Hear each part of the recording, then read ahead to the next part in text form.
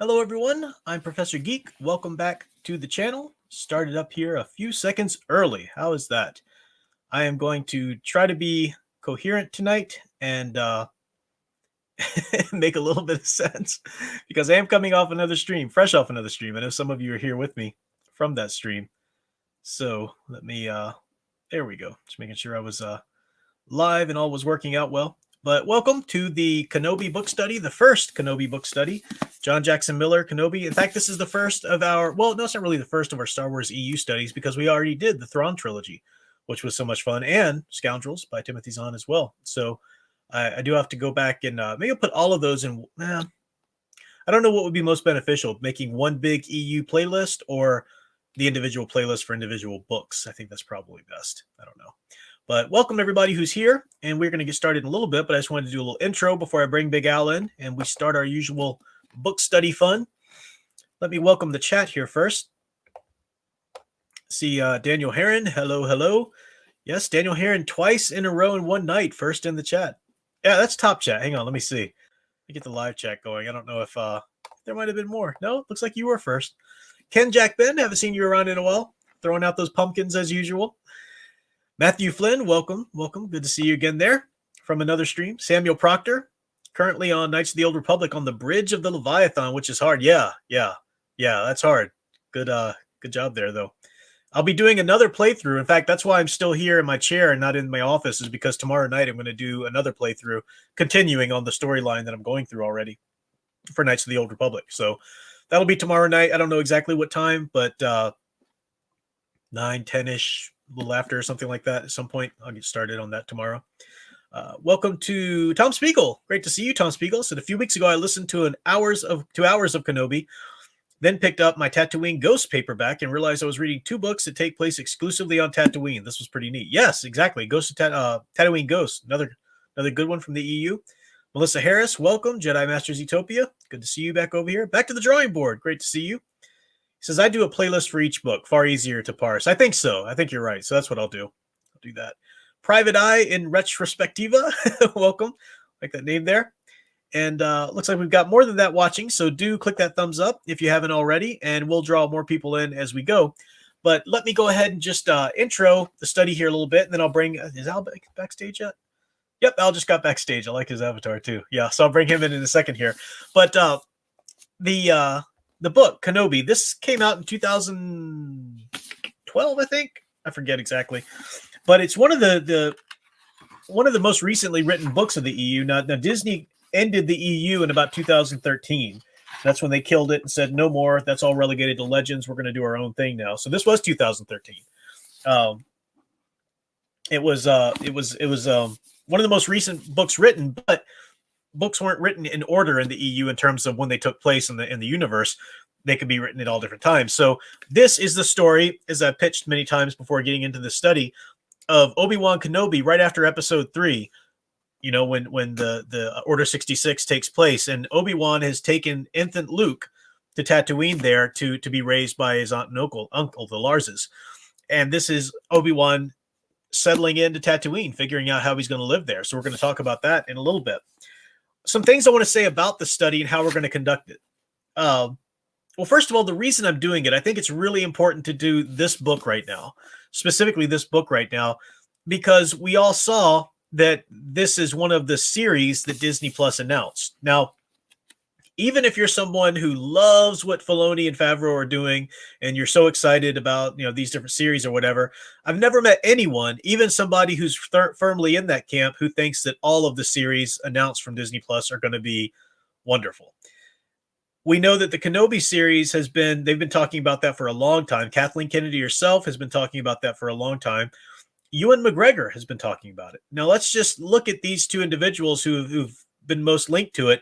Ewan McGregor, though I love his performances as Obi-Wan and always will see him as young Obi-Wan there, he's pretty established as a Hollywood personality who's all about agenda, if he can, over story. I mean, you know, you look at the interviews he did for Birds of Prey.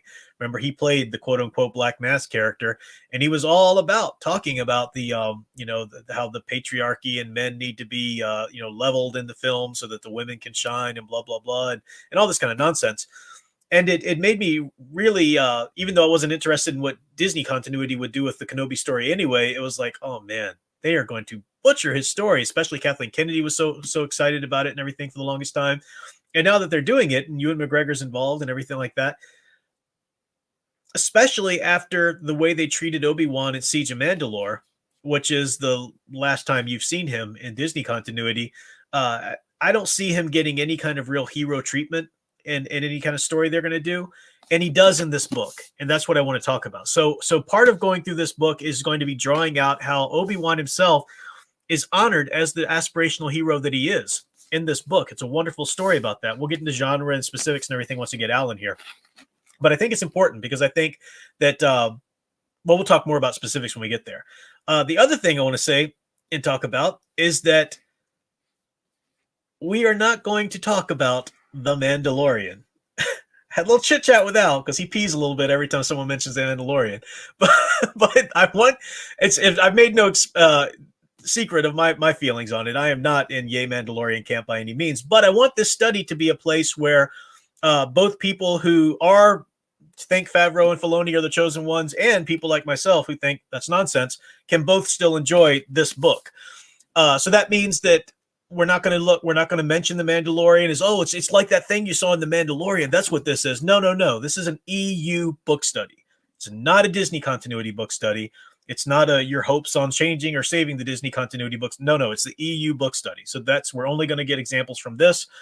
But it also means, too, that I'm not going to launch into a tirade about how much I hate, or can't stand or think it's horrible that all this false hope or whatever is going, so you're not going to get that. What I am going to point out is whenever, whether in this book or another EU book or whatever, whenever it gives us something that is going to be a lot different from something that people only watching the Disney continuity stuff understand. So whenever this points out, whenever we get to an instance in the book or a topic or whatever of this book or any of the books that we do after this in the EU, in which it goes contrary to things that the Disney continuity has already kind of ingrained in people's minds, I'll point that out. And I'll point out how much better it is, and why it's, why it should be like this versus that or whatever. But this is going to be a Kenobi book study, not a commentary, negative or positive on what Disney's doing right now.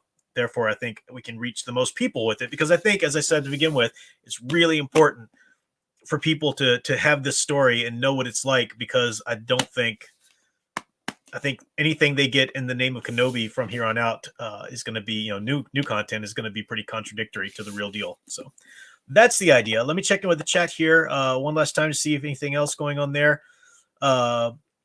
Welcome a few more people before I bring in my co-host and we get started. Christopher Apodaca, welcome. Welcome, Sir Torin Clegane. Good to see you. Professor Logos, great to see you. Wolftown Media, welcome. Trooper FN2 Trooper. A bunch of numbers. Numbers always trip me up. Welcome. Let's see. Sound Engraver is back here with us. Wonder where you were. Hello, Prof. And Al, knock 'em dead. Prof, not literally. I've got my dear Sound Engraver to keep me in line. Matthew Flynn says, I like the picture of Luke and Superman. Oh, yeah, that's an Alex Ross. And it was recently released as part of his one of the images of a book I think he's doing on some rarely released art bits or whatever. But Troy Pacelli printed that out and sent it to me on a nice cardstock. It's a little fuzzy right there because of the depth of field focus here. But yeah, it's a sweet image. I thought that'd be nice to put behind me while I did this. So yeah, welcome Samuel Proctor.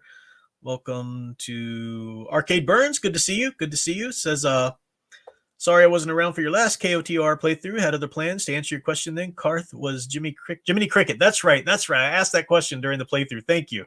Yeah, Jiminy Cricket in Once Upon a Time. The guy who played him. That was Karth. Yeah. I knew somebody had mentioned it and I couldn't think of who it was. Thanks for that. Trooper says I call Star Wars romanticism. Yeah, it's fairy tale. It's very much, if it's space opera, but it's fairy tale rather than hard science fiction. Yeah. Just Trooper. Yeah, I can handle Trooper. Good. Crispy's where? Welcome, Crispy. Good to see you as well. And Phoenix Halcyon, great to see you. Best summary of Star Wars I ever heard. A boy from the desert gets radicalized by an ancient alien religion and blows up a military base. Interesting. All right. So I think they're caught up there. I think I've got everybody welcomed. I'm going to bring in Al with his epic, you've seen it before, but it's epic nonetheless, his epic thumbnail here. So with me as always, folks, for these book studies, couldn't do them without them, is my faithful, trusty TA, Mr. Al-Baca himself. Welcome, Al-Baca. I haven't done that in a long time. My throat can't take it. It was like a subdued Wookiee. No, I'm here like the other Wookiee. That's a Hanher from Thrawn Trilogy, right? Yeah. you could understand a little bit because Yes, we can talk. Man. Okay, before we go, first of all, I was biting my tongue, but and I'm going to try. I told you I will try. But when you mention Kenobi in the Disney context, were you talking timeline wise or or presentation wise? Because he was in Rebels as an older individual. I was exiting out another window and actually X'd out. You have to repeat that. When you were talking about Kenobi, like the last time we saw Kenobi was Siege of Mandalore, but he was in Rebels. But I didn't know if you were talking as far as like they did that later than they did the Rebels, or if you were talking actually Kenobi's timeline. Yeah, so if that's Disney continuity, and you're right, I did misspeak. I misspoke. The last time we saw him, but no, the last time we would have seen Kenobi in Disney's timeline before their series would have been in Siege of Mandalore. But you're right, they did show him later in Rebels. Yeah, right. Yeah. Okay. I just wanted to make sure. I was like, well, we did see him in Rebels, and it was Yeah. No, I forgot about that. You're right. But we didn't see him in Rebels in anything that they couldn't, fish around with or whatever. I think it's healthy. I think even you don't let me won't spend a lot of time on this, but I think even you might be a little like you're going to watch it. I know that, but you might be a little cautious about what they're going to do with the Kenobi series, right? You're not like 100% this going to be amazing, right? Dude, I was cautious about the Cannot Name series. Oh, okay. All right, good. I just want to check. But I judge a show when I watch it. Yeah, we won't spend time. I just asked you just a question. Yeah, I got you. And I just want to say, the book, and you're right about Ewan McGregor as far as being Kenobi. Yeah, I don't know of anybody else who could have done young Alec Guinness, basically. Yeah. He got the Guinnessness of Obi-Wan / Ben. Who is the guy who does the voice for Obi-Wan on Clone Wars? I forget the voice actor's name. I don't know the voice actors. But he did say that he tried to do a mix of older Alec Guinness and early Ewan McGregor to try to kind of bridge the gap of him becoming, that character, whatever. Which I thought he did a great job. Not a long bridge because he had the inflections pretty well, I think. Yeah, definitely. So James Arnold Taylor, they're saying, the Sentinel just said, good. Yeah. Oh, and I can't see chat because of the way how I'm set up here. So no problem. It's only you in my ear. Well, before we jump into the specifics, you read now, Al, just for everybody, I've read these before, as usually when we do a book study, I've read them before, but Al goes through and he's usually reading just the portion that we were talking about that night. So as we talk about portions 1 through 5 tonight, that's all Al's read. So it's kind of cool. We get his, response and reaction just to that little bit, as maybe some people are doing with us. So what did you think of the first 5 chapters of Kenobi? Well, first of all, the introductory chapter at the prologue at the bar was absolutely some of the most entertaining thing I've ever. Yeah. I love that guy, whoever he was, and the way it was written the perspective of it. I just thought that was kind of cool. Now, of course, with the introduction of the, as I say here, the dramatis persona. It's basically a lot of the exposition. You're just getting set up for it. But of course, chapter 5 is when it's really starting up. So the prologue and chapter 5 were the best as far as like really grabbing you a little bit. The rest is kind of we're meeting them. Well, but I know they have to do that. It's not that I'm going, why are they doing this? I understand it, but that's just the part of the book we're in.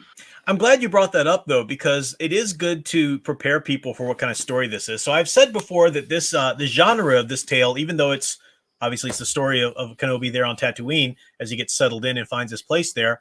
But the genre is very much a Western.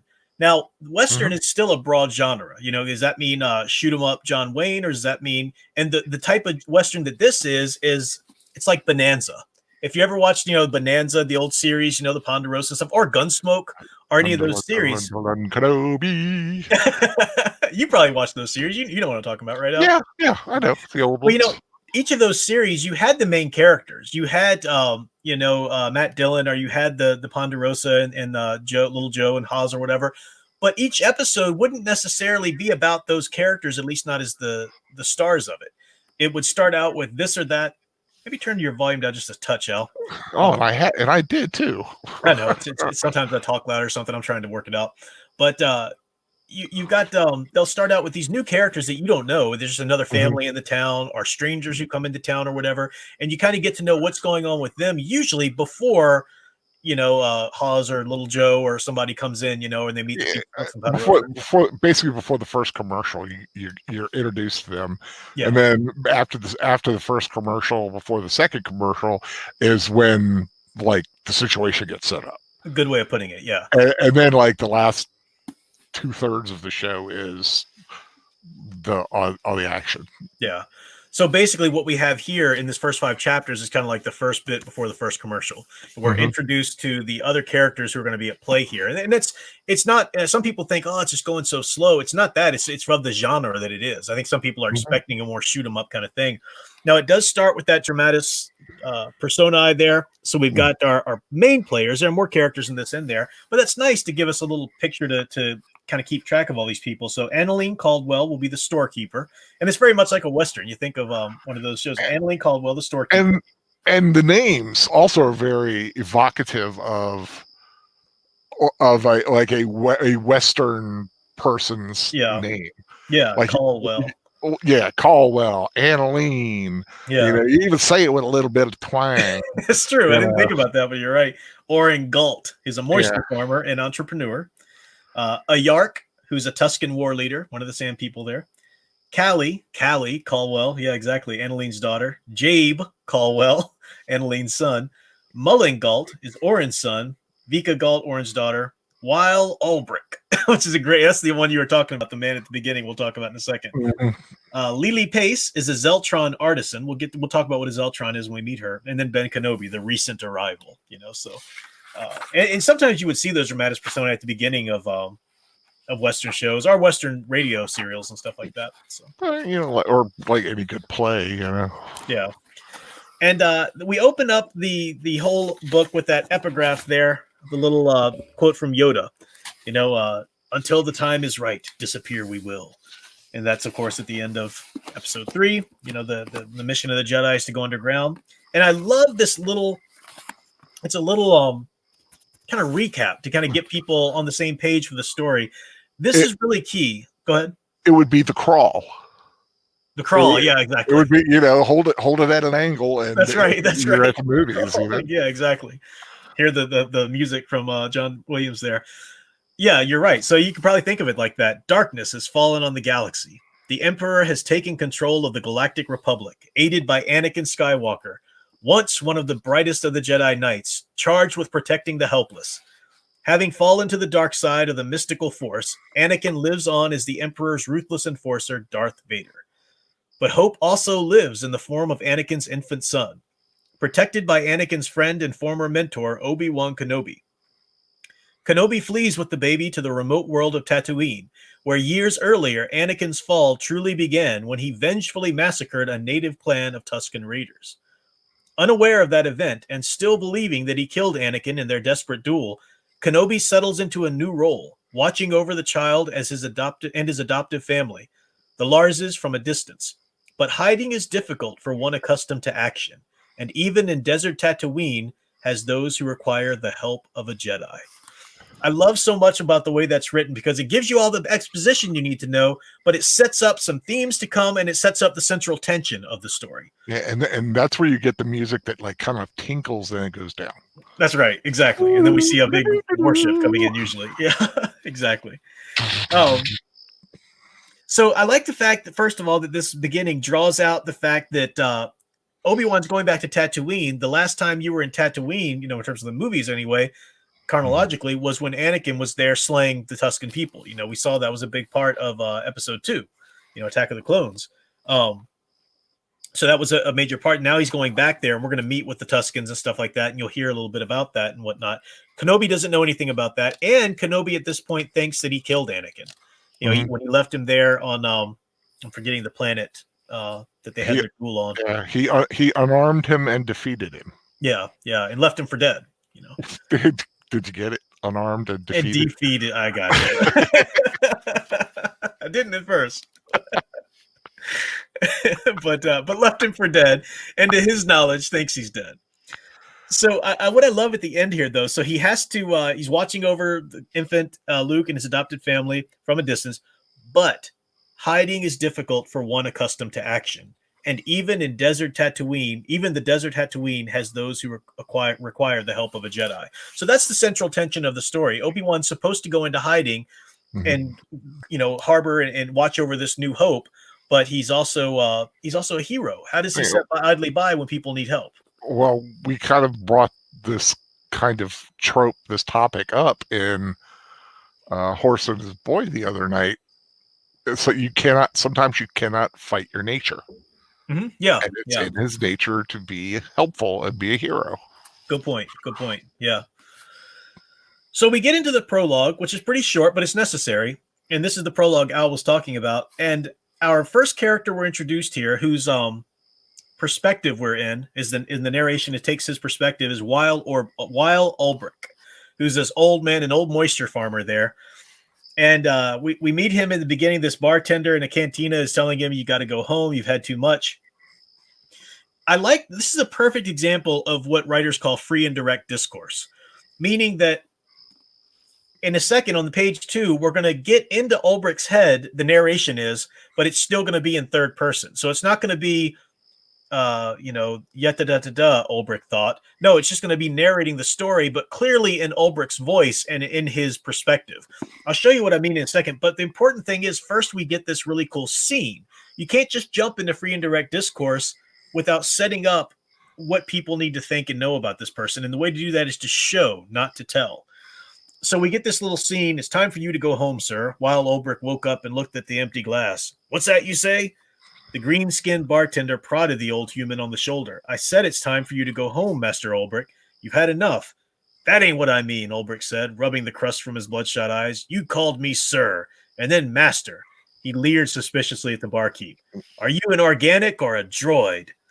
The bartender sighed and shrugged. This again, I told you when you asked earlier. My eyes are large and red because I am a Duros. I called you what I did because I'm polite, and I'm polite because I'm not some old moisture farmer deranged from too many years out in the... Because, the white-whiskered man interrupted, I don't do business with no droids. Droids are thieves, a lot of them. Right away, I mean, you can go on, their interaction goes, but you know exactly what kind of person this guy is, Weil Ulbrich. He didn't hear a word he said. Yeah, exactly. Exactly. You didn't hear anything he said. You just, speaking his own prejudices there. You know exactly. And he's drunk, which compounds the matter. Mm-hmm. So on page 2, after they have this little interplay, we get into the free and direct discourse. All right. So now the bartender finally just gets tired of arguing with him and gives him another drink. Says, here, shut up, drink up. To Ulbrich's mind, this is the free and direct discourse part I was talking about. To Ulbrich's mind, there was one thing wrong with the galaxy. People and droids. Well, those were two things. But then again, wasn't it wrong to limit what was wrong with the galaxy to just one thing? How fair was that?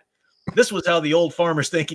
That's clearly not the narration. That's the spirit of Ulbrich talking there, but it's in the narrative form there. So that's wonderful use of free and direct discourse. And you should be able to do that skillfully, weave in and out of that as a writer if you're looking to write your own stories. We get some exposition about Ulbrich himself. We know a little bit about his family, and the way this treats it. It shows us things. It tells us things about Ulbrich that don't have to be shown, and yet it weaves in and out of the action. So he's been at Anchorhead, this main port city there on Tatooine. He traveled there to chew out a vaporator parts supplier, and he stopped to fill his canteen. He should think about going home. His wife was waiting for him there, and he knew he had better go. Then again, his wife was waiting for him there, and that was a reason enough for him to stay. Because they'd start arguing that morning over whatever it was they'd fought about the night before. Ulbrich couldn't remember. That was now, and what was now, and it pleased him. So Ulbrich is 100% selfish, and the narration tells us that the free and direct discourse is so wonderful with the way it gives that to him. He's an independent man who set in his ways. Yeah, yeah. And I like that the things around him that are his fault. He's drunk. But this is, I think you and I were talking about this the other night. The narration shows it as though it's these things attacking him or doing things to him. So through a haze, Ulbrich looked at the chrono on the wall, the clock. There were numbers there, and some of them were upside down and dancing. Ulbrich scowled. He was no fan of dancing. Ears buzzing, he slid off the bar stool, intent on giving the digits a piece of his mind.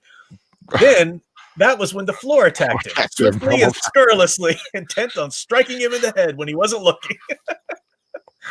So it's beautifully written. Even, I mean, you don't know who this character is from anybody. You might be wondering, like, hurry up, when does Kenobi get in? But it's so well written, I think you get charmed with the way exactly. It was a charming introduction to this guy. Like I said, we still really don't know him that well, but I mean, except for the few things, but you can't help but kind of like the guy. Yeah. He's a funny character to hang out with. Okay, so then we get the robed stranger, which we know is clearly Kenobi. Comes in with a beard. The robed beard stranger looks to be holding an infant. Is asking the bartender directions to the Lars's farm. But then we get these young hellions coming in. The wild youth. That you would see in a Western coming in to cause trouble in the saloon or whatever. And if you know from the little cast at the beginning there, it's Mullen and Vika Galt are among them, as well as Jave there. So the kids of our other characters that we read about in the cast are here causing a lot of trouble, and really, really wicked little kids too. I mean, Vika, the way they victimize a wife. They're bullies. They're just common bullies, taking drinks without paying for them and stuff like that. And it gets to the point where it ups. Oh, go ahead. I think, like the way they're described, Hellion spawn of Ulbrich's greatest competitor out west. Oren Galt. Exactly. Hellion spawn of Ulbrich's competitor, moisture farmer competitor. Yeah. And so eventually they disturb a Wookiee who's there, and Wookiees don't tolerate that kind of nonsense. Right no, we don't. So the Wookiee is standing up. I like the way it's written here. The Wookiee rose to register his towering disapproval. So did Ulbrich, who had disliked several generations of Galts and didn't mind helping to put this generation in its place. He staggered to a table near the group and prepared to raise his objections. But the Wookiee had precedence, and Ulbrich felt the table he was leaning against falling anyway, so he decided to check things out on the floor. I just love the way that's written. It's great. It's in his drunk mindset perfectly. Shortly enough, though, because Kenobi's there, he ends up. I like the way he takes out the lights first. I think is what he does, and they see he actually saves young Mullen or Jabe that gets thrown across the room, but he saves him with the Force. So Ulbrich sees him kind of hanging there for a second. Kenobi gives Ulbrich, he says, hold this for a second, and he gives him young infant Luke, and Ulbrich, this old drunk guy, is looking down at this, little infant face with the blonde curl, and it's happened so quickly that Obi-Wan disarms people, takes care of things quickly, and then leaves. It has happened so fast that Ulbrich anyway thinks, I was just drunk. I can't believe what I saw there. He says, Ulbrich shook his aching head, and the room spun a little. No, truth was, he just couldn't trust his besotted eyes. No one would risk his neck against Jabba's toughs, and no one would bring a baby to a bar fight. No decent person, anyway. Certainly not some hero type. People are just no good, Ulbrich said to no one, then went to sleep. That's the end of the prologue. Beautifully written prologue. I mean, if you're looking to write prologues in general, a lot of people don't know how to use a prologue. That's a good way to do it. Mm-hmm. Then we're going to launch into meeting some other characters in a second, but we do get to spend a little moment with Kenobi. We get his meditation. And we'll get these throughout the book. These are interspersed. And this is him meditating to Master Qui-Gon. Because you remember at the end of episode 3, Yoda told him, I'll teach you how to, I've recently been in contact with your old master, Qui-Gon Jinn, and I'll teach you how to contact him. So here we have Obi-Wan talking about, what it's kind of like his journal basically, but it's meditations. Mm-hmm. And he's saying he delivered Luke and everything like that. And he says, there was some mischief yesterday at Anchorhead, and before that, some trouble in some of the spaceports I passed through. None of it was really about me, thankfully, or why I'm here, but I can't afford to react to things as Obi-Wan Kenobi anymore. I won't be able to turn on my lightsaber without screaming Jedi Knight to everyone around. Even on Tatooine, I expect someone knows what that is. So again, that's that central tension. He's got to be calm and be undercover. And he says, I have to go about my own business, staying out of trouble. I can't play Jedi for the world and help save the other worlds at the same time. Isolation is the answer. So he can't play Jedi for Tatooine and help save all the other planets out there by watching over Luke at the same time. And yes, I expect things will be slower. I'll be far from anywhere and alone with nothing but my regrets to keep me company. If only there were a place to hide from those. Now that's key, my regrets. This is what I worry that the Kenobi series on Disney is going to really zero in on and kind of make him regret his participation in a patriarchal system like the Jedi Knights anyway or whatever. No, really what he regretted is failing Anakin. We know that. Mm-hmm. And having to kill Anakin in his mind, he thinks he left him for dead. So any thoughts on that before we move into chapter 1 now? No, I really like the communing thing. I almost half wished they had one slight little indication that Qui-Gon was there. Mm-hmm. But it was more like I said, it was his meditation. It was almost like his own thoughts, kind of like when we pray or something. We're just kind of throwing it out there. Mm-hmm. It would have been I think it'd be kind of neat to have the Qui-Gon thing, just to kind of imagine the Liam Neeson voice in our head.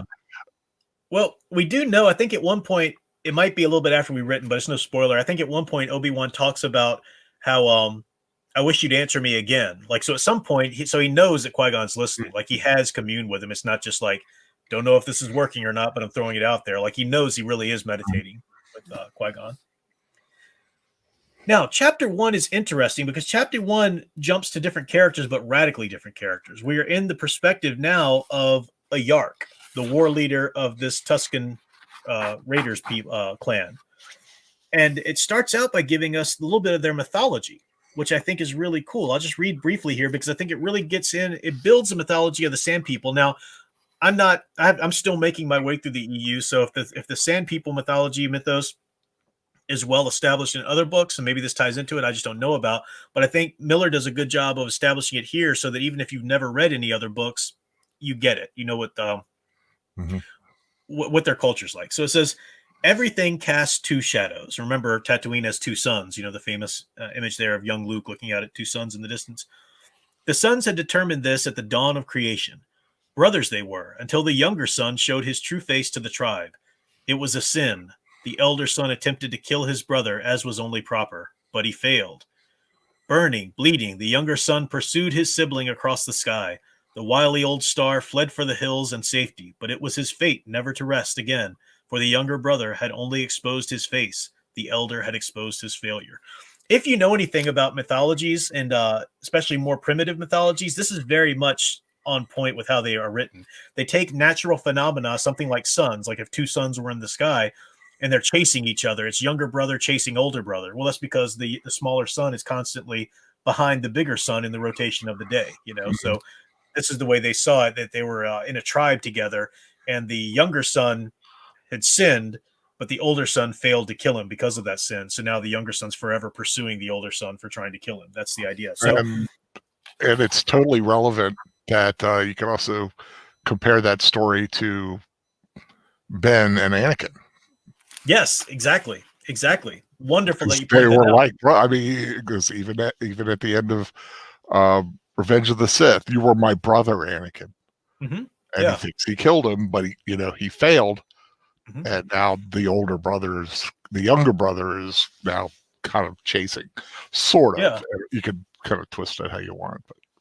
And Anakin's told him many times, "You're like a father to me, or brother to me," and stuff like that. Yeah. Mm-hmm. And look at the way Miller did that. The very last thing we read from that meditation was my regrets. Mm-hmm. And then the very first thing you read in chapter 1 is about the younger son and our younger brother and the older brother. So yeah, this is a theme. And we're going to see it's kind of like the "Am I my brother's keeper?" And this is central to Obi-Wan's tension in it. I've got this mission to do, but am I still responsible for standing up and helping these people around me too? So it's that, am I my brother's keeper? It's not a question of trying to get out of it. It's a question of really what's the right thing to do. So yeah, it's a great theme there that we're building for ourselves. A Yark preferred to hunt at dawn. So this is, we're in a Yark's perspective, the war leader of the Tusken Raiders here.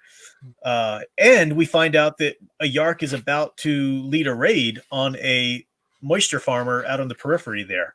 So they should actually do raid. They kill a bunch of the farm hands. They're attacking. They're infiltrating the house. They killed the old man, the father of the group, but the woman, I think she's holding a baby and something else in her arm before all of a sudden a Yark and the raiders underneath the Yark suddenly hear the sound of a crate dragon. Now, crate dragons, this is what Obi-Wan Kenobi in A New Hope was voicing and doing the sound of when he scared away the Tusken Raiders from Luke and R2 and C-3PO there in A New Hope. So the crate dragon are the biggest natural predator outside of like the Sarlacc pits in Tatooine. Mm-hmm. And they would terrify Tusken Raiders. So they hear a sound of Tusken Raiders, which a Yark's party flees suddenly. Now, a Yark knows something's not right. There's something too mechanical about that sound.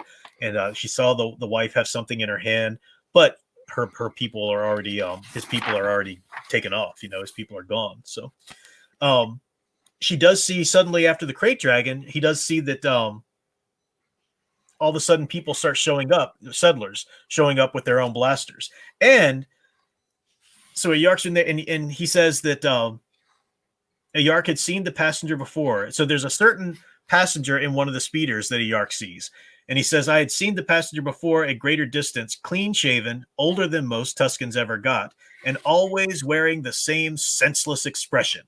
And a Yark, in italics, he calls him the smiling one. So there's a certain one of the settlers coming that a Yark says, he says, I've seen them before. It's the smiling one. That's key.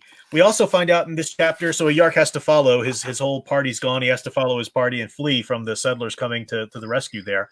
But we do find out that he looks down at one point on the old man or somebody there, and they're disgusting in how their skin is exposed to the sun. It's blasphemous how their skin is exposed, because we know Sand people wrap themselves in bandages, and we'll get a little bit more of their culture in this book. And that's key too. Hiding yourself, your identity, will develop that theme. I always wonder what like a Tusken. I mean, I know they've probably done it in comics and stuff like that, but what a Tusken Raider actually looks like. Are they alien or are they human that just happen to follow this weird, like like a Fremen as opposed to a Harkonnen? It's yeah. I don't want to ruin anything the book gives us a little bit. But I'm just telling you my thoughts. I'm glad. Yeah. You keep giving your thoughts because those are great. That's what I'm thinking. I'm wondering. Exactly.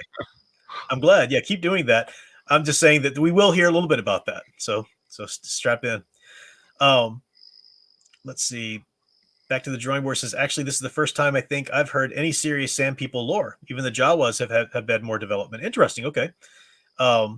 Alex Starr, good. Welcome to see you, Alex Starr. Good to see you. Just remember that the Sand people's race before them were enslaved by the Rakatan Infinite Empire. Exactly. That's old Republic stuff. But yeah, we'll get to that eventually.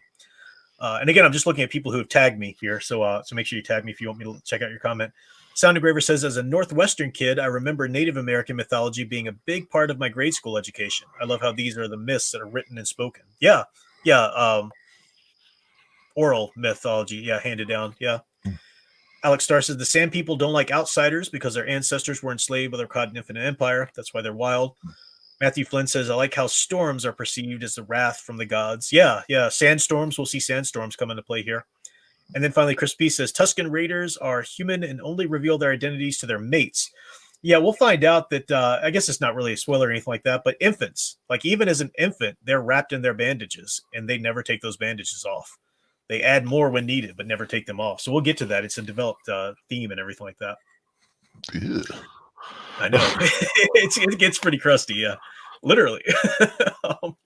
So chapter 2. Now, chapter 2, suddenly we are in Oren Galt, his perspective. It starts at Oren Galt towered over the farm, a lofty witness. And we find out that Oren Galt was the smiling one. A Yark saw the smiling one and called him that. And that's what Oren Galt, that's who Oren Galt is. Oren Galt is asking about what happened and everything like that, and we find out that a Yark, and it can be a little bit. I hear your cricket there. We'll have to give him a Star Wars I nickname. know he's back. Oh, there's no trouble. I just we have to give him a good Star Wars nickname. The chirping one. The chirping The one, smiling one. A Yark is actually this plug eye. So Oren talks about, is it this one infamous Tusken Raider? Could that be the one behind this raid? Plug eye is who they call it, and that is a Yark. We you kind of suspect it at this point, but yeah, you're supposed to know that.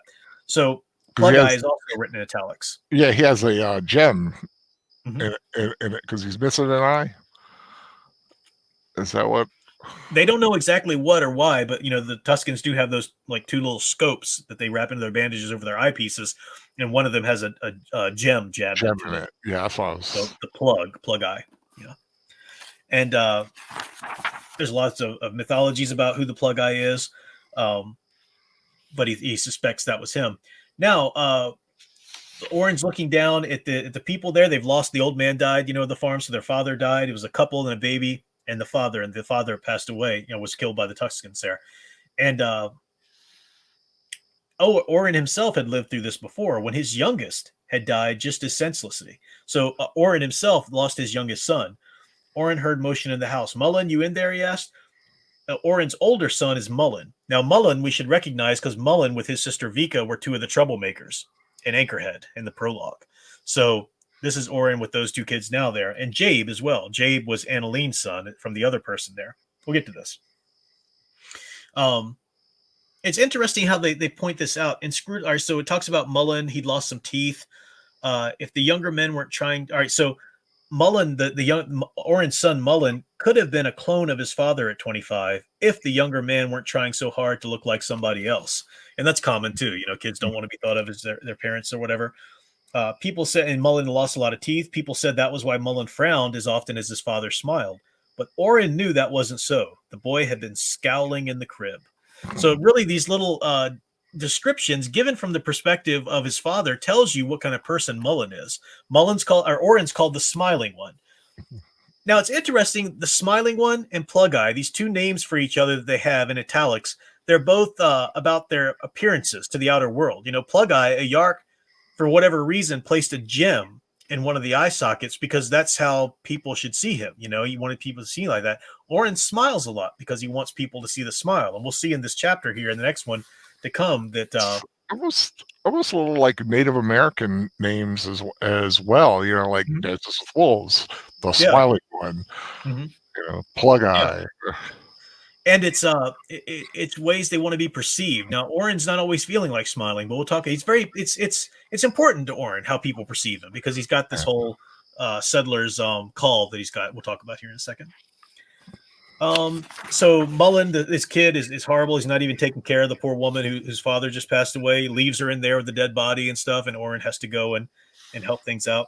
He goes back and sees his daughter Vika.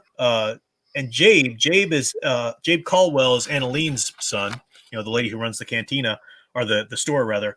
And Jabe is younger. Vika is Oren's daughter. So Oren has Mullen and Vika. These are his two kids that are still alive.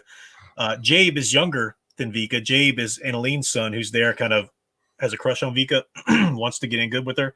Vika and her junior satellite, Jabe Caldwell, he says, sitting on a crate with a flask out. So they're not helping out either. Vika's always trying to, I like the way they say it. They say something like she was trying to live all the life that her brother couldn't after he passed away or something. She's kind of she's a little wild thing, a little bit. Yeah. So we have the introductions there, and then eventually they clean up at the campaign at the farm there. They're going to bring the family in to stay somewhere else. So they don't have to stay there, after losing their father there, and feel safe and whatnot. And Oren says he stepped forward and clapped his hands twice loudly. That's it, people. Good job here. Back to the Oasis. Drinks at Denar's Claim. So Denar's Claim is the name of the store / cantina / everything. It's like the little oasis there in the western town for all the farms surrounding it. And that ends up chapter 2. And now we're in chapter 3. I do like that they help each other out. They're very what's the word? I don't know. It's a good community. Community. They take care of each other. Yeah, They take care of their they own. take care of each other, and like I said, they set up that system to when one of them's under attack, they have the warning system, and everybody comes running. Yes. I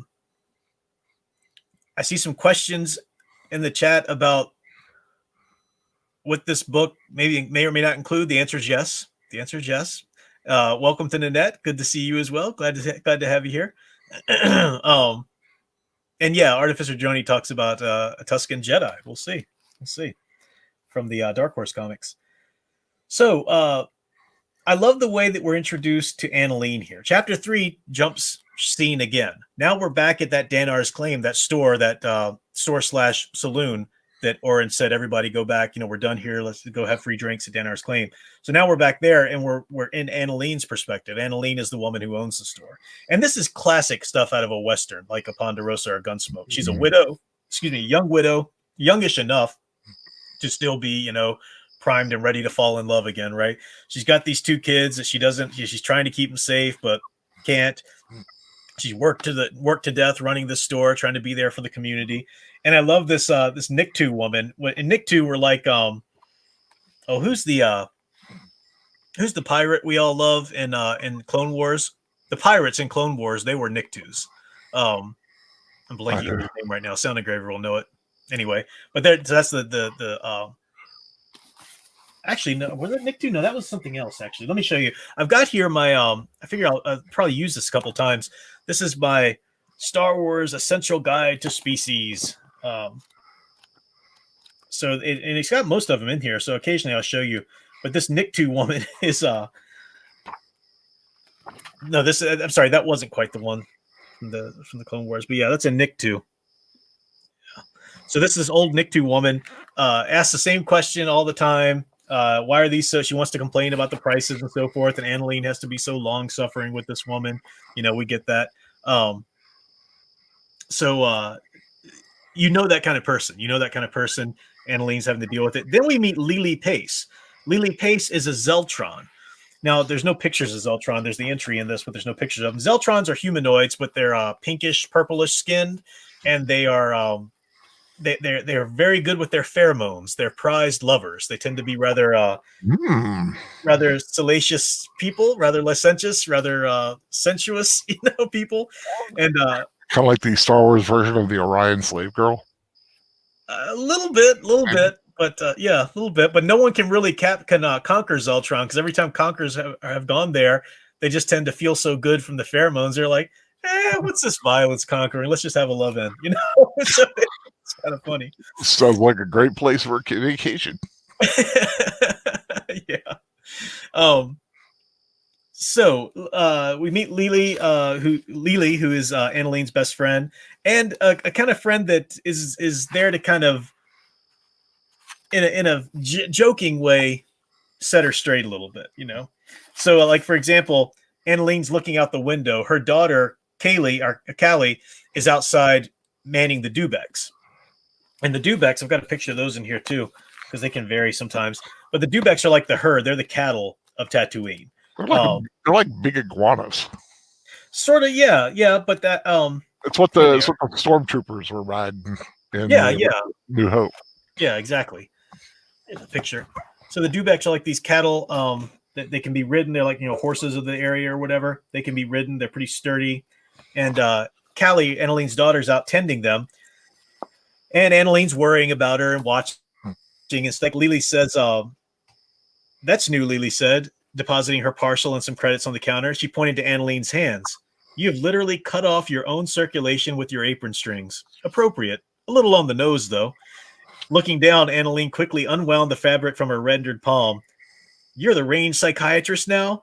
No, but I've got 5 children of my own, and I know if you keep staring at Callie and those animals, she's just going to try to ride the crazy one. Annelien turned away. No, that's where you're wrong, she said, collecting the money. It's always the kid I can't see that I'm worried about. So we'll come back to that. So that's a crazy one. And there is a crazy snit that she's called it, I think. Snit is the wild Dubek out in their field, in their corral there, that Annelien was a little concerned about. It's a cute name, Snit. Snit. Yeah, Snit. We eventually meet Dr. Mel, who is this. This cracks me up. A Mon Calamarian, a Mon Calamaran, is on the desert planet of Tatooine. You know, this man has to be so flippin' uncomfortable. You know, Mon Calamari. That's Admiral Akbar. You know, in the water world. You know, It's a trap. yeah, exactly. And he's there in the desert, arid, dry desert. I think he even talks about like a helmet or something like he has to wear, some kind of collar or whatever to keep him cool and hydrated and whatnot, because water's very scarce on Tatooine. That's why they have the moisture farmers. We've already established that in the cantina. The doctor leaves his son with Annelien because a lot of the settlers, whenever they answer the settlers' call, so there's this settlers' call. I didn't really talk about this in the previous chapter. It was established, but Oren Galt, the smiling one, he's established this thing called the settlers' call. So all of the farmers, all the moisture farmers in that area, if they're ever raided by Tuskens, if they've paid their dues to the settlers' call, they receive this remote control that they can push. It sounds an alarm that calls settlers from all the other farms to gear up, grab their weapons, and come help them. And that's what also starts the crate dragon recording. So it scares away the Tuskens. It calls other settlers to help. So it's called the settlers' call. And you have to pay your dues to be a part of it and everything like that. That's what Oren is doing. Now, when people answer the settlers' call, they usually leave their children with Annelien there at Danner's Keep, at Danner's Claim, rather, and that's where they're going to get the drinks and everything like that. So at the end here, Annelien is worried because her son Jabe was off working with Oren Galt in his farm, but she knew that the settlers were off to fight the Tuskens, and she's wondering, did Jabe go with them? And here a low whine sounded from the west, slowly increasing in volume and crescendo. Annelien dashed to the counter to check the video feed from the southern hillside security cam. She saw what she expected to see, land speeders coming back from the Bezard farm. And she also saw what she had feared to see, Jabe perched precariously on the back of Vika Galt's snazzy land speeder. Annelien opened the window and called out to her daughter, "Callie, bring me the bantha prod." The girl looked up from her work. "You want the training prod or the big one?" Dark eyebrows made an angry V. "Doesn't matter." So Mama's going to go do some discipline with a bantha prod. It's hilarious. And that brings us to chapter 4. She is not happy. No, she's not. No, she's not. Her son was out there in danger where he shouldn't be and so forth. Let me check in with the chat before we get into chapter 4. Yeah, Zeltrons have been in the comics before, exactly. I think we're good there, caught up. Yeah, Elf Runner said, "Remember what Jar Jar said about Tatooine? The son doing murder to Misa Skin." That's true. Some people might be angry you brought up Jar Jar, but it's all good. He's canon. He's EU canon. It's chapter 4. Then we are back in Oren's perspective. Now Oren is just arriving back, and Oren knows that there's going to be a little bit of something to answer for having Jabe with him on the call. Now Oren's coming back as the leader of the settlers' call. He's trying to be the confident leader and appear as, because he wants to sell more people on this idea for the settlers' call to get them all together and bring in more money for the protection of it and stuff. We find out about Danar, who was Annelien's ex-husband, was actually our widowed, or her dead husband, her late husband, was Oren's best friend. So, and we find out that the community's always kind of waiting because Oren's wife left him and Danar passed away. So they're waiting for Oren and Annelien to get together. It's kind of like everybody's shipping it, basically. Yeah, so it's the proverbial "just do it already" kind of feeling that they have for him. They even say it at one point. Yeah. So Oren, as Oren's trying to do his confident leader thing and talking to the people, suddenly the Annelien comes out with her bantha prod, fussing at Jabe for daring to go out there with them. So now Oren's in the case of, or in the situation of, I have to calm her down so she doesn't make a scene. Plus, I don't want her making it seem like the settlers' call is such a dangerous thing and people shouldn't do it because he's wanting to sell people on the idea. They get into quite a little altercation with each other, arguing. And at one point, Oren had got the gaffy stick that he found from the scene of the crime there, and Annelien grabs it as they're arguing. Well, Oren goes to pull it away from her hand, and Annelien just lets go. And Oren was expecting a little bit more resistance, and he flies out of his hand and lands into the windshield of his land speeder. His big, expensive land speeder crashes the windshield. And he's like, look what you did. And she's like, I didn't do it. It was you were touching it. You were in your hand or whatever. And they're looking at each other. They're like about to come to blows. And that's when somebody says, just kiss her already. and Annelien does not like that. Turns around and says, who said that? Who said that? And Lily, Annelien's best friend, said, we all did, Lily said, crossing her arms and shaking her head. Annelien snorted at her friend. I thought you left. What, and missed the entertainment? The settlers to either side of the Zeltron laughed. While Annelien smoldered, Oren quickly passed the Tusken weapon to his son. Half the Oasis had been trying to set up Annelien with Oren since his wife left. The other half assumed they were already together. But Oren knew better than to react in the slightest. There wasn't a more dangerous subject in the galaxy. Because Annelien didn't like that subject. So she's feisty. She's feisty. She's indeed feisty. And the chapter ends out with it's a little bit better. Annelien is the one who put up the Bezard family, who's just lost their father, and they're going to stay with her for a while. So Oren's asking them if they're okay and whatnot. Oren says, you can't keep such tight reins on Jabe. He's going to do what he wants and so forth. They have a little conversation as well. But I like that they have the discussion about Jabe and they do have. And what he says, like everyone lives with danger here, you know that. But if you try to turn that boy into a clerk like his daddy, you're gonna lose them all together. Yes, good. I'm glad you finally read that part. Yeah, and that's a typical trope in westerns too, as well as other literature. So, she stared keenly at him, and Jabe was never in danger. Everyone lives with danger here, Oren says. You know that. But if you try to turn that boy into the clerk like his daddy, just what Al said, you're going to lose them all together. You need to trust me, Oren tapped her on the shoulder. Now, if both your children are accounted for, I think we've got about 30 heroes waiting for their drinks in there. On the funds tab, the settlers call funds, she said, with what he took for mock sternness. Then she nearly smiled. Yes, we'll be all right, Oren grinned as he held the door open for her. This would turn out to be a good day after... A loud crack resonated from the other side of the building, followed by a feral yelp. A young woman's indecipherable yell came a second later. Now what? Puzzled Oren, rounding the building. There in the side yard, he saw the smashed corral fencing and a cloud of dust heading toward the dunes to the southwest. He could just make out the blonde figure amid the whirlwind, hanging on for dear life. Annelien appeared beside him. Tell me it isn't. Can't lie to you, Oren said, and peering into the distance. That would be your Callie running off on a crazy Dubek. Snit! Oren sighed and shrugged. Well, you did tell her not to go. You did tell her to go do something. So everybody's focused on Jabe. Annelien wanted some attention. Annelien wanted to prove she could do things, so she goes out there and tries to ride the crazy Dubek like an idiot kid would do. Callie. I'm sorry, Callie. Yeah. And so now that's a great end to the chapter. Like, you have to read chapter 5 at that point. Poor Callie's hanging on for dear life on this crazed Dubek running out there. So I like the way chapter 5 starts, because chapter 5 jumps to a Yark, the Tusken war leader. We're back in his perspective for a second. He's trying to lick the wounds of his, or not him literally, but the people, his Tuskens are licking their wounds after being defeated. And it shows a little bit of their culture, He who has two hands can hold a gaffy stick is the idea. And one of the Yark's arms have been shot, or shoulder, to where their hand, there's not going to have any use of their hand. So she gives him the knife basically, because you have to kill yourself now since you're no longer used to the tribe. I mean, it's really intense culture there. And then somebody says that somebody reports to him that there are rumors about some settlers going through the Tusken area of the desert, a young girl and a Dubek.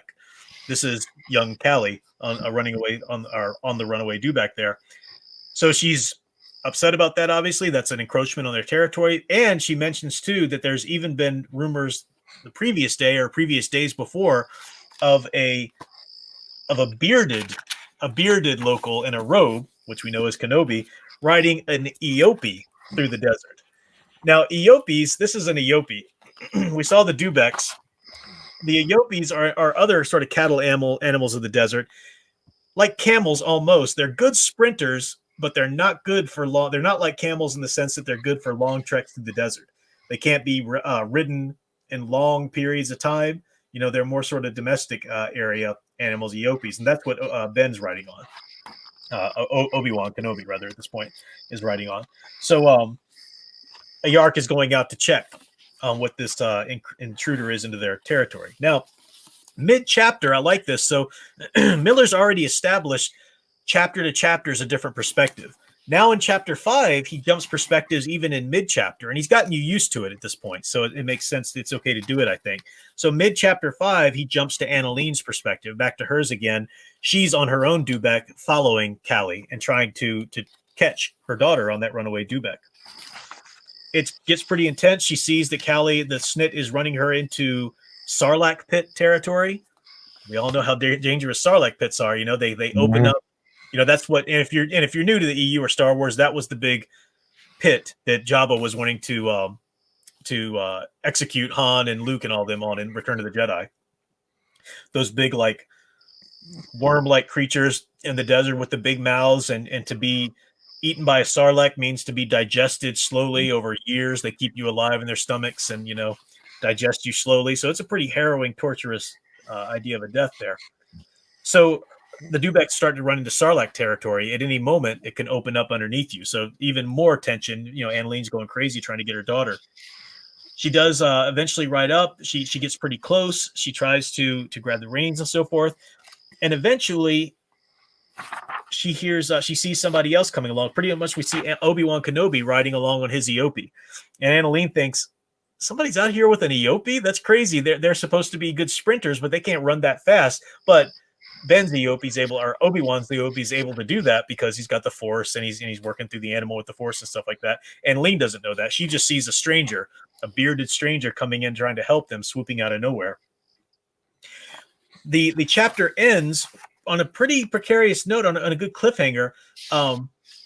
Let's see. Let me just read the ending here so we kind of know where we're going on. The Eopie nimbly danced along the edges of the sand pits. So sand pits are starting to open up there where the Sarlaccs are, making no more imprint with its hooves than if it had been riderless. The man, close enough now with Annelien, could make out a human nose and an auburn beard and a mustache under the flapping hood, rode the creature expertly, approaching Snit without seeming regard for his own safety. Snit's tail whipped back and forth wildly, forcing the Eopie rider to weave and dodge, but he continued to accelerate. A second later, he was alongside the deranged reptilian. Annelien looked ahead at the tortured terrain, worse than anything behind. Snit's massive hind feet might punch through the crusty sand and catch anywhere, so it could go through into a Sarlacc pit at any point. Mm-hmm. When Annelien looked back, she could tell the mystery rider saw the danger too. His eyes locked with hers. Give me the girl. So Annelien had jumped to Snit's back. So Annelien's on Snit with Callie at this point, but they still can't stop Snit. Without thinking, Annelien repositioned her arm under Callie's chest and pushed. Her daughter, unaware of the new arrival, screamed as she lost her last handhold on the reins. But less than a breath separated the Eopie from the Dubek now, and the long arm reached from the billowing cloak to grab her. Annelien transferred Callie's other arm to his and shoved. Annelien slammed across the monster's back as the weight fell away. She saw Callie and the rider stop atop the Eopie, which was slowing now from the additional burden. No way would it carry for two for long for a second. Snit was their problem. Recovering, she looked forward. It was just a matter of finding the crack. Snit's rear foot struck a hole. Annelien went somersaulting forward, even as the impossible mass of the Dubek went aloft underneath her. She saw light as the suns flashed before her eyes, and then darkness as the bulk of the Dubek eclipsed them. And then nothing. So chapter 5, our chapter for tonight, ends.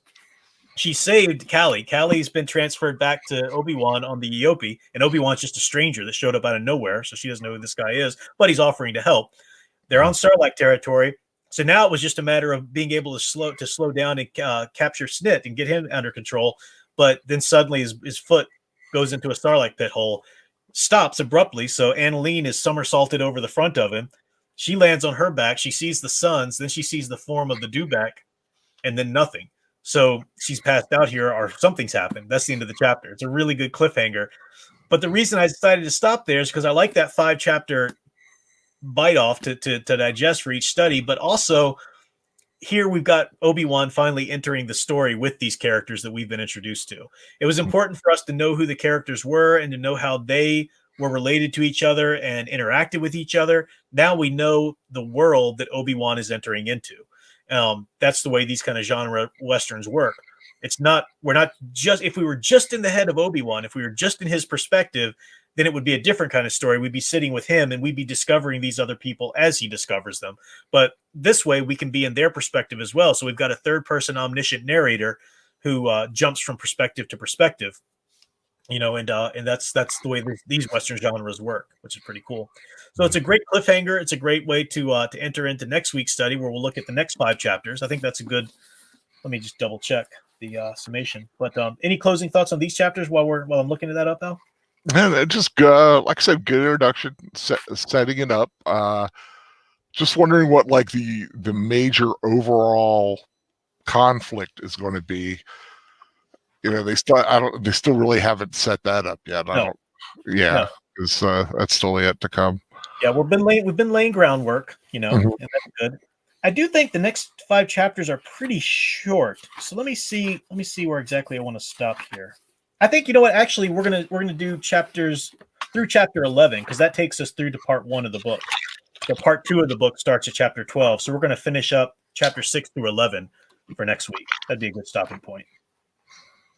So next week, Tuesday at 10:15 p.m., we're going to be doing chapters 6 through 11 of Kenobi.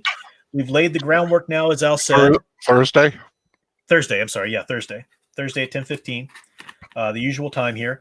And we laid the groundwork. We've introduced who our characters are. We know the tensions. We know some of the themes. But now we need to get, as Al said, we need to start being introduced to what the main conflict is.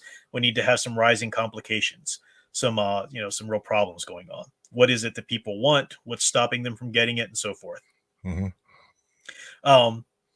Yeah, Alex Starr. Yeah. Head is mentioned. Yeah, definitely. If it's the right one that I'm thinking about. So, let me see. Anything else going on in the chat? This stream went by fast, Samuel Proctor. Yeah. Well, you know, about an hour is what I like to do for the book studies, and went on at 10:15 or shortly before. It's 11:20 now. That's what I like to do for book studies. I find that if we go any longer, I get worn out. And also people tune in from different reasons. Like some of you, a couple of you, I'm sure, have read the book and are reading along with us. Others read the book a long time ago. You're just being reminded. Other people just tuned into the stream to hear us talk about the book and hear us kind of give the summation of the story of it. That's fine too. My hope is that those people will eventually go and read the book themselves or get the Audible book, because there's a great audible version of this on audible.com. And the guy who's narrating it does a wonderful job reading it. Really gets Obi-Wan's voice. I will say I really like the audiobooks of these because they include sound effects and music from the Star Wars universe. So it's kind of neat. Yeah, they do great. Yeah, they include the John Williams music and everything like that. Their sound effects. They're even, sometimes there have been actual proper radio dramas. Like I just shared on Knights of the Old Republic stream the other night, the gameplay stream. On YouTube, you can listen to the original New Hope, Empire Strikes Back, Return of the Jedi. You can even listen to the Dark Empire radio dramas. And some guy named Nigel, so Nigel, but divided up Nigel. Let me find it real quick and I'll put the stream in there. He did these edits where he edited them together because they were originally aired in these serial form. So you go like maybe 10 minutes and then you get the intro and the outro. You have to deal with those all the time. But he edited them together. He took out the intros and outros. He put in music to fade from one segment to another. And the intro is only in the very beginning and the outro is only in the very end. So it's I remember when those were broadcast and my radio was terrible, so I had to stand and hold my antenna at a certain way while listening, because it was on like an some NPR station or something I had a hard time getting. And I also remember it was the actor Perry King was Han. Mm-hmm. I remember that Perry King was him. Yeah, Mark Hamill does the first two. He plays Luke in A New Hope and Empire Strikes Back. Anthony Daniels does C-3PO in all 3 of them. But you'd think that maybe you can't get quite used to other actors' voices playing the other characters, but you do. And the cool things about these dramas is that they put in a lot of scenes that weren't in the movie. They don't contradict anything, but because these are serialized, so the nature of the medium means that you have to give a good little mini arc here, then a mini arc here, sort of chapter ways of going it. it actually puts in some really cool stuff. So, for example, in A New Hope, you start out with Luke there on Tatooine, with his friend Wendy, with talking about Biggs. Biggs even comes back to visit him at one point there, and you get a little bit more of his story trying to wind through the in the speeders and on the air, everything like that, pods and whatnot. Biggs Darklighter. Biggs Darklighter, yeah. And it makes sense in the end when Biggs comes back before their big rush on the Death Star that you have in there. So really good stuff. You can listen to that for free on YouTube, and I recommend those. But the Audible dramas, Audible readings, books of these are available. So if you think this sounded interesting tonight, if you weren't reading along with us, but you like what you heard, you can sign up for Audible. I'm not. I thought I should set up I should establish myself as for them as be a sponsor of the channel. I just haven't gotten around to it yet. But signing up with them anywhere, you get a free audiobook. If it's first time signing up, and the audiobooks aren't very expensive, and you can pick up, Kenobi if you're not somebody that can physically read 5 chapters a week, and your schedule's not up to it, or you just don't have the reading comprehension yet built up. The Audible way, there's good ways to do it. So it is possible. I need the audio personally because I like as a squirrel. Yeah, our culture today, and especially schools today, don't even get me started on that. Just are not conducive to building people's reading comprehension. So, so I even tell my students in college, I say, look, if you need to do the audible book, do that, because that's one way to build your listening comprehension will help your reading comprehension when you eventually cross over. So, so yeah, do what you need to, definitely. Let's see. Alex Star says, I'm going to play Knights of the Old Republic. Have a good night, everyone. And Professor Big Al. Yeah, cool. And you can come back to my channel tomorrow for a Knight of the Old Republic playthrough at some point. Arcade Burns says they took a lot of screenplays and cut them into the original movies. They also, John Lithgow does a pretty good job, pretty good Yoda. You're right. Yeah, I didn't even know that was him, but he does a great Yoda. Yeah. Oh, I actually did not know that. Netter's Network reminds us, which I had forgotten. Thank you. Says, don't forget to tune into Troy's channel tomorrow night at 9:10 Central Eastern for his birthday something. Yeah, Troy's turning the big 50 tomorrow. So if you're a fan of the Professor Geek community, Troy Pacelli, Ma and Papa Pacelli there. And Troy's turning 50 tomorrow. So on his channel. Now that's 9 Central, 10 Eastern, right? Yeah, 9 Central, 10. So for us, for you and I, Al, it's 10 Eastern. 10. Oh, God. So I want to do my Knights of the Old Republic stream at some point around there. I'll let people kind of get a foothold in there on him first, though, to see what he's got going on and stuff. I don't know how long he's going to go. I'll check in. I mean, maybe I can start mine around 11ish or closer to 11. So we'll see. But Netter, if you're still here, drop the link to Troy's channel if you will. Arcade Birds is like, I thought Troy was older. No, if I've got that right, he's turning 50, right? I think. Yeah. Yeah. That's what he said last week. And Wolften Media just did an excellent artistic rendition of the Pacellis on the Professor Geek Facebook group. Oh, yeah, that was good. Yeah, I saw that. Really good. Let me drop the link to that. I'll drop the link to the image so people can see the image, but they can also see it on the Professor Geek Facebook group, so they can come over and join the Professor Geek Facebook group if they want to come and be updated about new streams and everything like that. I always post what's coming up in the schedule, and people in our community, they post and everything like that too. The PGFB. Yeah, the PGFB, the Professor Geek Facebook group. Let me just post the image there, copy that URL, and post that here. Yeah, it's really good stuff. I think it's in progress. I think he's going to do some finishing up on it. It's just sort of the outlines of the bodies and stuff. But Netter just posted the link to Troy's channel. Yep, turning 50. And there's the link to Wolften Media's really cool art of them. He's got them in Klingon regalia there. Very cool. Arcade Burn says, what's the best way to get in touch with you about story services? My email, I don't think my email is in the description anymore at this point, but there, I'll put my email in the chat there. Now, I am kind of busy right now with the beginning of a semester, both teaching 3 classes and taking 2 myself. But there's my email. We can talk. I might not be able to get anything done too timely for you, but we'll see. Just have to see what's going on. So, yep, that's what we're going on now. So that's tonight and tomorrow night. Al, what's happening Saturday night? Netter's channel, right? Saturday night on Netter's network, we're going to be watching Batteries Not Included from the early 80s. I'm not quite sure, or 82, 83, 84. 85, somewhere in there. It was a Spielberg produced film. It's cute. All right. Mhm. And usual stuff's going on Sundays. I think Wolftown Media is doing something. Maybe Matchstick, I think, is coming back soon with his Weeb watches and whatnot. Monday night, though, of course, Sound Engraver will have her Monday Night Muse stream. Don't forget Study Hall on Sunday night. Study Hall on Sunday, Age of Boomers channel. Yep. And Tuesday nights over on my Catholic Bible Geek channel, we're still going through the Chronicles of Narnia book study. So we're going to finish up A Horse and His Boy on Tuesday nights. If you don't mind religious content, I will put the link to that in here. But that's where we do book studies. We're going to do Lord of the Rings after we finish up the Chronicles of Narnia. But we've done The Hobbit before. We've done A Christmas Carol. We've done what else have we done? We done the book studies yet on that one? I think those are the only ones. You know, on CBG? Yeah, Catholic Bible Geek. Yeah. Did we do Christmas Carol on CBG?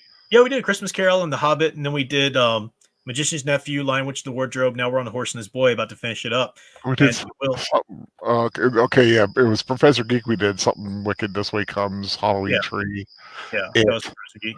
Yeah. So I'm so confused. If you don't mind the Bible and Christian content and Catholic content in particular, you can go subscribe to my Catholic Bible Geek channel, especially if you're just looking for those book studies, because that's where that's going on Tuesday nights. Thursday nights, right before this book study, I'm doing a Bible study over there. That's why I just came over here fresh from that. But let me put that link there in case anybody's interested. But yeah, that's I'm going to wrap it up tonight because I've gotten 2 streams worth of talking. I'm ready to go veg a bit and cool my voice. But yeah, we are going to do Lord of the Rings, and we're going to do the watches over there too. I think of the movies as well. So yep, that's all for now. Anything else that you want to mention, Al, or cover before we go? Not especially. I mean, pretty much covered everything that's going up. My next thing is going to be next Saturday, which will be Beastmaster for the 1982's Beastmaster on the 16th. We'll be watching that, kind of a tribute to the late Tanya Roberts, who just passed away. Yeah. Yep. But a good film that I was meaning to do. I just brought it up in the queue. What? Oh yeah, got you. Yeah. I had another one I was considering, but then all the Tanya Roberts stuff happened, and I was like, let's do Beastmaster. Yeah. All right, so that's lots of good content coming up. Thanks, guys, for hanging out. Remember, if you do want to keep up with the book study, read chapters 6 through 11 of Kenobi next week. John Jackson Miller, and we'll be back then. But until then, keep enjoying and digging deeper into the hero stories you love. Bye, everybody.